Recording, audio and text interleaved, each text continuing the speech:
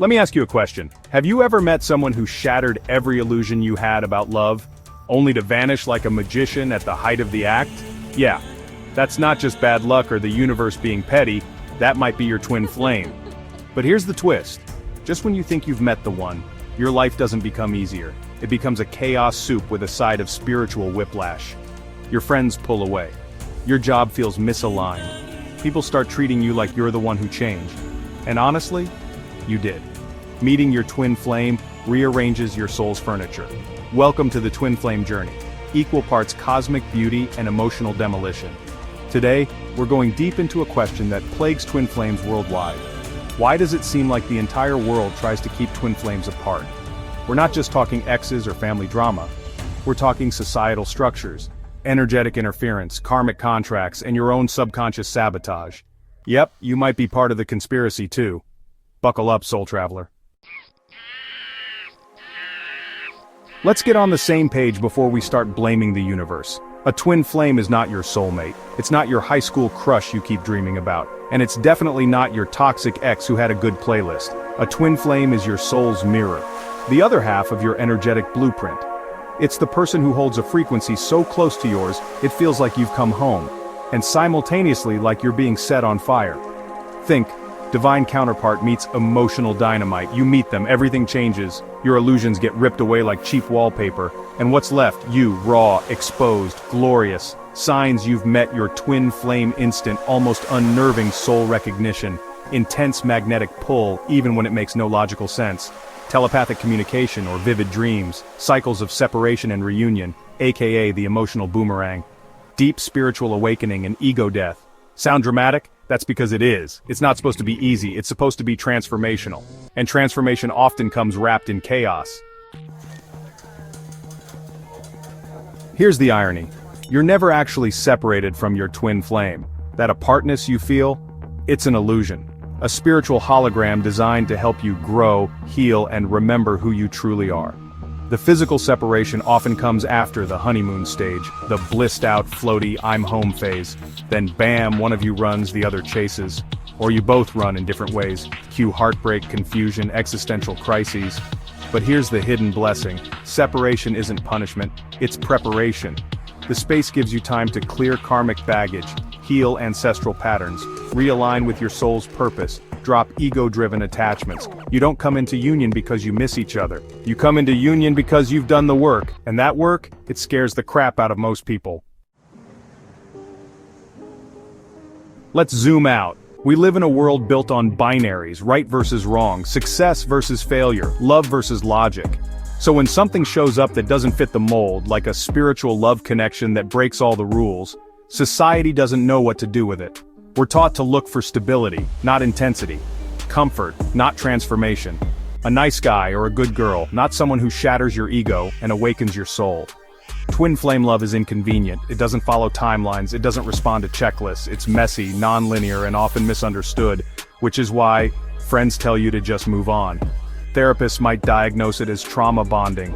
Self-help books tell you to manifest someone new, but twin flames aren't about comfort, they're about truth. And truth isn't always welcome in a system built on illusion. Let's get spicy. The concept of twin flames challenges a lot of traditional structures, including religious beliefs and family conditioning. If you were raised in a system that taught, love equals marriage, kids, white picket fence, sex before marriage equals sin, spirituality equals dangerous or woo-woo, then, meeting your twin flame can feel like spiritual rebellion. And what do systems do when faced with rebellion? They try to suppress it. Families may not understand the connection, religious communities may judge it, cultural norms may shame it, but that's because union doesn't just shift your life, it shifts the collective. A twin flame union threatens the old paradigms. It's a love that can't be controlled, predicted, or commercialized, and that makes people uncomfortable, including you. Some of the biggest blocks to union aren't external, they're internal. Let's bust a few myths. Myth 1. Twin flames are meant to be together in every lifetime. Nope, not always. Sometimes the purpose is awakening, not union. Myth 2. If they're with someone else, it means they're not your twin flame. False. Karmic relationships often come before union to help clear old patterns. Myth 3. If they're not chasing you, they don't care. Wrong. They're probably terrified. Remember, the connection triggers everything. These myths create unnecessary pain. They feed attachment, not healing. They fuel the ego, not the soul. Ever notice how, after meeting your twin flame, life suddenly throws everything at you? Car breaks down, ex comes back, boss turns demonic, your childhood wounds resurface with a vengeance. That's not coincidence. That's resistance. The Matrix, aka the programmed world, doesn't want you awake. And twin flame love? It's a direct threat to unconscious living. So the moment you step toward union, distractions multiply. Toxic temptations, sudden obligations, doubt, fear, overwhelm. It's not a test, it's a detox. The universe is asking, are you ready to let go of the old for something real? This is the part no one warns you about. The dark night of the soul is like spiritual winter. Everything dies so something greater can be reborn. And during this time, you question your sanity, you feel utterly alone, you lose parts of your identity. Sound familiar? Good, it means you're breaking free. The dark night strips away the lies, it breaks the ego, it preps you for love that's not based on fear, control, or codependency. Twin flame union can't happen until you've died to the false self. And yes, it sucks, but it's also sacred.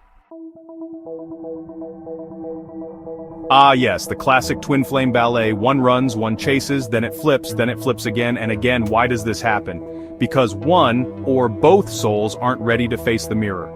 The runner isn't always a villain, they're often the more traumatized one, or the one still entangled in 3D attachments, or the one so overwhelmed by the intensity, they freeze. The chaser isn't always a saint. They can be clingy, obsessive, or trying to force union before it's time. The trick, stop the dance. When the chaser stops chasing, the runner stops running, because the real work isn't about them, it's about you. Let's talk sabotage. Once you're on the path, interference can show up in the sneakiest ways. Karmic partners with perfect timing, friends who mean well but gaslight your intuition, coaches or readers who tell you to cut the cord. Be discerning. Not every message is for you. Not every voice is higher wisdom. Ask yourself, does this advice bring me back to love or fear? Does it encourage healing or dependency? Here's the paradox. Separation hurts like hell, but it's divine. Because without it, you wouldn't grow, heal, or remember who you are. Separation isn't rejection, it's redirection. You're not being punished, you're being prepared. Every delay is an invitation to go deeper. And union doesn't come when you're desperate, it comes when you're whole. Here's the real tea, twin flame union is revolutionary. Not because of the romance, but because of the frequency. Two whole beings coming together in divine alignment. That's not just cute, that's unstoppable. It threatens systems of control. It dissolves fear-based paradigms. It births new templates of love. That's why it's so hard, because your union isn't just about you, it's about all of us. So what do you do with all this? You heal, you live. You stop waiting. You become the person you were always meant to be, with or without the physical presence of your twin flame. Because union starts within, and once you're aligned, the external mirrors the internal. That's how it works. Breaking news. So, why does it seem like the world is against twin flames? Maybe because your love isn't just romantic, it's revolutionary. And revolutions, they shake things up. Maybe it's not about being kept apart, maybe it's about being cracked open so you can rise. Together, eventually, or even separately, but still whole. Because in the end, the world doesn't get to decide. You do. If this resonated with you, like, share, and subscribe, and remember, this journey isn't for the faint of heart, but it is for the brave. Until next time, stay wild, stay healing, and never forget, love is not something you find, it's something you become.